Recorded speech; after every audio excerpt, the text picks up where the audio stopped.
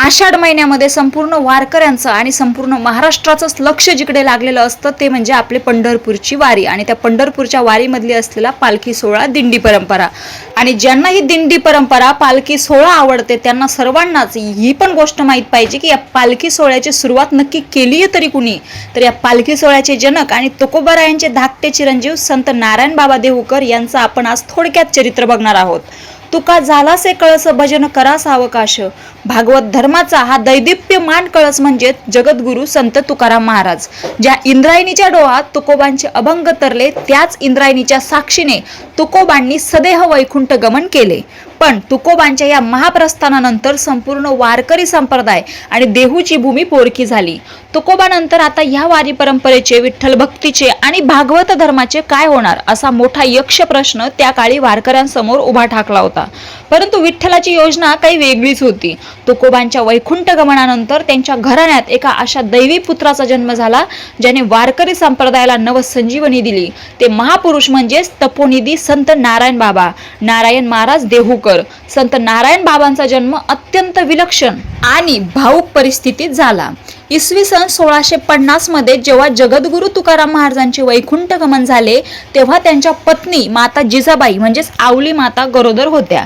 पतीच्या विरहाने व्याकुळ झालेल्या आवली मातेच्या उदरी काही महिन्यांतच एका तेजस्वी पुत्राने जन्म घेतला.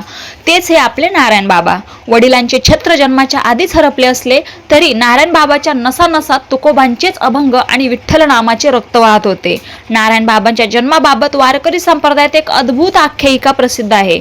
तुकोबा गेल्यानंतर देहूतील काही संशयी लोकांनी शंका उपस्थित केली की आता तुकोबांचे घराणे संपले, संप्रदायाचा मार्गदर्शक कोण असे म्हटले जाते की त्याच वेळी आवली माता आणि तुकोबांच्या निष्ठावान टाळकऱ्यांना साक्षात पंढरीच्या पांडुरंगाने दृष्टांत दिला होता. देवाला सांगायचे होते की भागवत धर्माची धुरा वाहण्यासाठी आणि ज्ञान आणि भक्तीचा अपूर्व मेल घालण्यासाठी साक्षात आळंदीचे ज्ञानोबा माऊलीच आता तुकोबांच्या पोटी नारायण म्हणून जन्म घेत आहेत. म्हणूनच संपूर्ण संप्रदाय नारायण बाबांना माऊलींचा अवतार म्हणून अत्यंत आदराने पूजतो. नारायण बाबा लहानपणापासूनच अत्यंत विरक्त आणि भक्तीत लीन असणारे बालक होते. त्यांच्या लहानपणातीलच एक प्रसंग देहूच्या पंचक्रोशीत आजही कीर्तनकार मोठ्या आवडीने सांगतात. एकदा आवली माता खूप आजारी होत्या आणि घरात इतर कोणीही नव्हतं.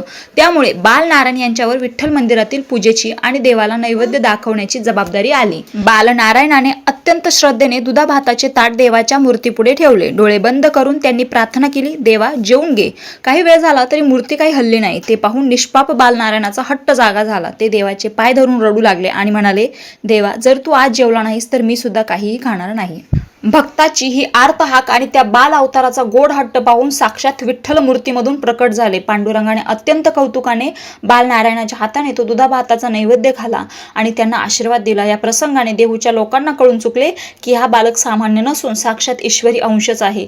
आषाढी आणि कार्तिकी वारीसाठी देहूहून दिंडीसह पंढरपूरला जाण्याचा रिवाज तुकोबांच्या काळापासून किंबहुना त्यांच्या पूर्वजांपासून चालू होता. तुकोबांच्या वैकुंठ गमनानंतर त्यांचे बंधू कानोबा आणि मुलांनी ही दिंडी परंपरा सुरू ठेवली. पण या साध्या दिंडी सोहळ्याचे रूपांतर आज आपण जे भव्य, शिस्तबद्ध आणि अलौकिक पालखी सोहळ्यात पाहतो त्यांचे संपूर्ण श्रेय तपोनिधी नारायण बाबांना जाते. वयाच्या 30व्या वर्षाच्या आसपास नारायण बाबांना एक अद्भुत दृष्टांत झाला. स्वप्नात साक्षात ज्ञानेश्वर माऊलींनी त्यांना दर्शन देऊन सांगितले, नारायणा तुकोबा विठ्ठल स्वरूप झाले आणि मी आळंदीत संजीवनात आहे. पण सामान्य जनतेला ज्ञान आणि भक्तीचा मार्ग एकत्र कसा मिळणार? तू देहूहून तुकोबांच्या पादुका पालखीत ठेव आणि त्या घेऊन आळंदीला ये. आपण दोघे एकत्र पंढरीला जाऊया. या दिव्य प्रेरणेतून नारायण बाबांनी इसवी सन 1680च्या ज्येष्ठ वद्य नवमीला देहूहून पहिल्यांदा लाकडी सुंदर पालखी तयार केली आणि त्यात आपले पिता जगद्गुरु तुकाराम महाराजांच्या पवित्र पादुका ठेवल्या. ही पालखी घेऊन ते प्रथम आळंदीला आले.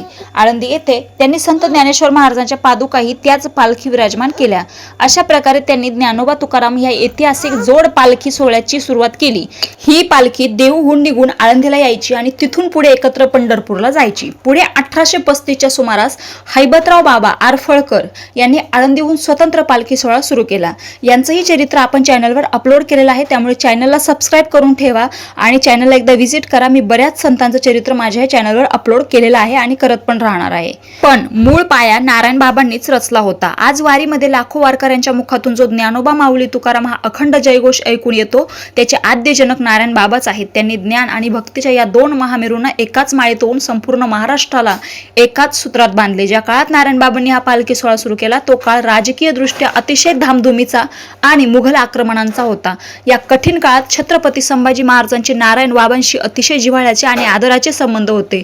शंभूराजे स्वतः देहूला दर्शनासाठी येत असत. इतिहासात असा प्रसंग सांगितला जातो की एकदा मुघल सैन्याने देहू परिसराला वेढा घातला होता. पालखी सोहळा रोखणे आणि देहूला भेट देणाऱ्या छत्रपती संभाजी महाराजांना अडचणीत आणणे हा शत्रूचा डाव होता. अशा संकट समयी नारायण बाबांनी समाधी मंदिरात बसून अखंड विठ्ठल नामाचा गजर सुरू केला. असे म्हणतात की त्या रात्री मुघल सैनिकांना संपूर्ण देहू गावाभोवती आणि पालखीच्या रक्षणासाठी हातात ताळ चिफळ्या घेतलेल्या हजारो वारकऱ्यांचे एक अदृश्य दिव्य सैन्य उभे असल्याचे दिसले. त्या सैन्याच्या तेजाने मुघल कमांडर घाबरला आणि सैन्याने तिथून पळ काढला. या अलौकिक प्रसंगाची माहिती मिळताच छत्रपती संभाजी महाराजांनी अत्यंत कृतज्ञतेने नारायण बाबांच्या चरणी मस्तक टेकवले आणि पालखी सोहळ्याच्या खर्चासाठी विशेष वर्षासन मदत आणि लष्करी संरक्षण लागू केले. माऊली ज्ञानेश्वरांनी जसे रेड्यामुखी वेद वदवले होते तसाच काहीसा अधिकार नारायण बाबांच्या वाणीत होता. नारायण बाबा जेव्हा देहूच्या मुख्य मंदिरात किंवा इंद्रायणीच्या काठावर कीर्तनाला उभे राहायचे तेव्हा त्यांचे कीर्तन ऐकण्यासाठी केवळ मनुष्यच नाही तर आजूबाजूच्या गायी गुरे पक्षी शांत होऊन उभे राहायचे. त्यांच्या कीर्तनातील आर्तता ऐकून इंद्रायणीचे पाणी सुद्धा संत वाहू लागायचे.